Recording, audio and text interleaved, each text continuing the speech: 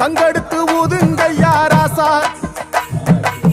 சந்தனத்தை எடுத்துக்கிட்டு ராசா, நம்ம புருஷனை திரட்டி வை ராசா.